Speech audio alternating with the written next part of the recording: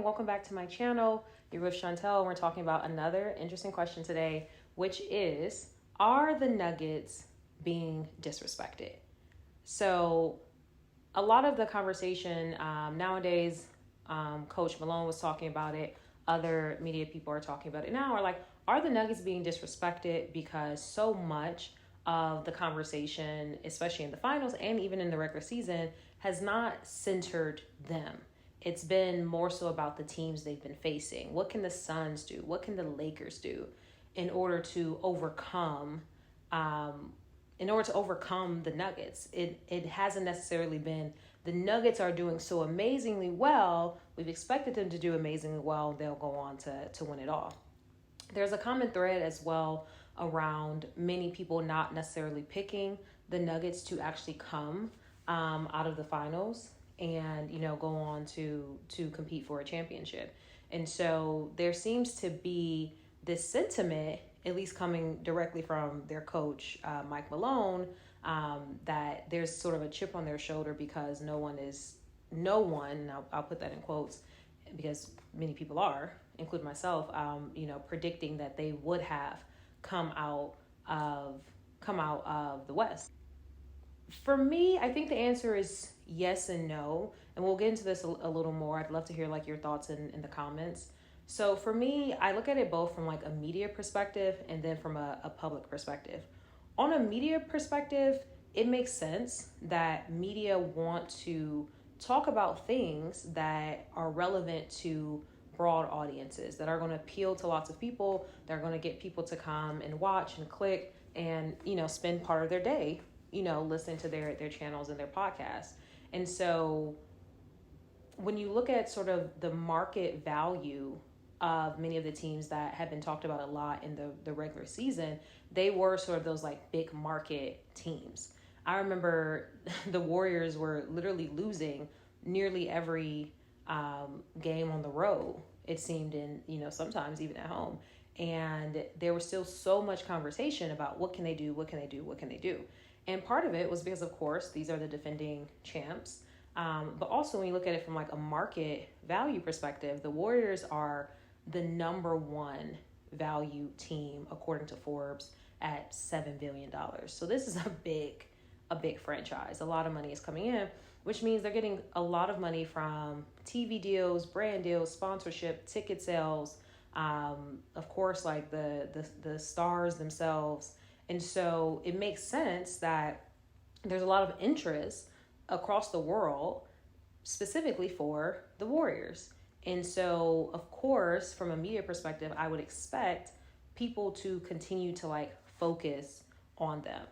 Even from a Lakers perspective, the Lakers is valued at $5.9 billion, which comes in at number 3 on the Forbes list. And then you look at the Nuggets, they're number 22 at $1.93 billion.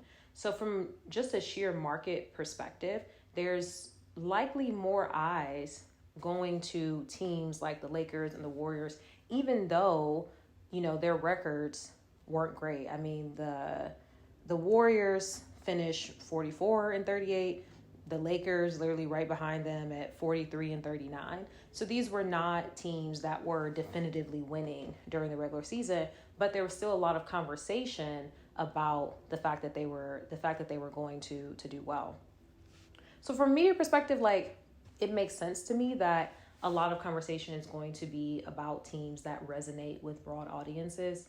Now, the public side, it does get a bit tricky, but the big takeaways for me, or the big insight that I think I kind of look toward, is that championship teams are always relevant and championship players are always relevant.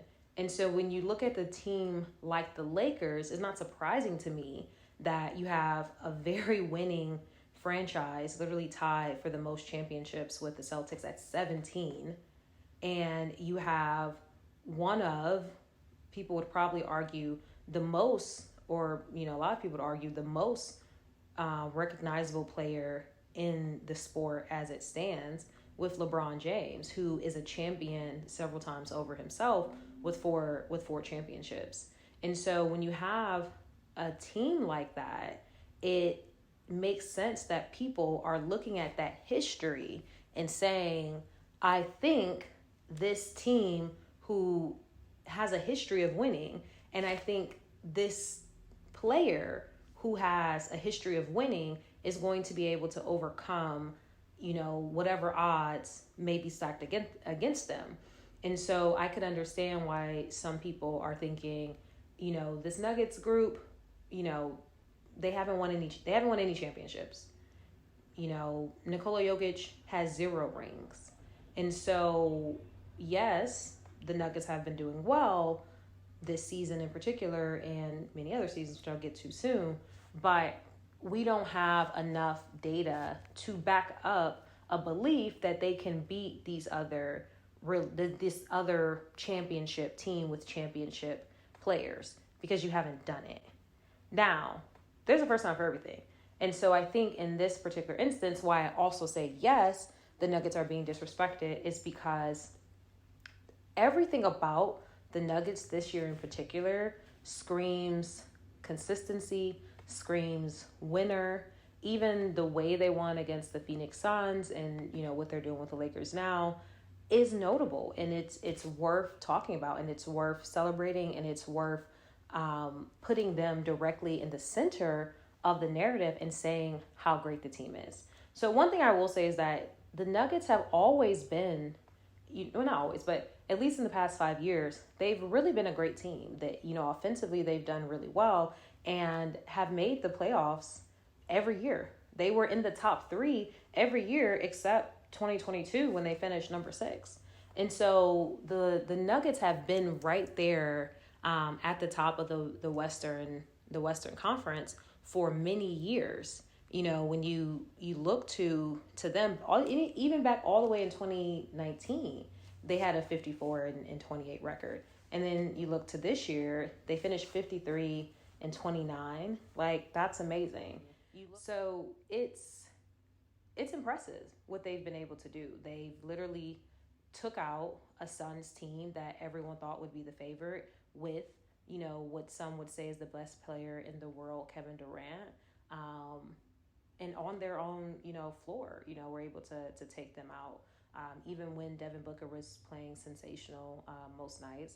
And then you come with a Lakers team, and a Lakers team that was really coming off a huge win, beating the reigning champions. You would think they would have a lot of momentum, but the Nuggets have still been able to withstand them coming back, withstand them, continuing to fight and, get into basketball games, and have, for the most part, like pretty convincingly won games, or at least been in control of most of their games with the Lakers. And so this is a team that has been consistent the entire regular season and has continued to be consistent in the postseason, and has not really shown any challenge that they can't overcome. And so I do think if people are still doubting them even now, and I would say if they were doubting them after they beat the Suns, I do think that's disrespectful, because their resume really does speak for themselves, and what they've been able to do this year has been exceptional.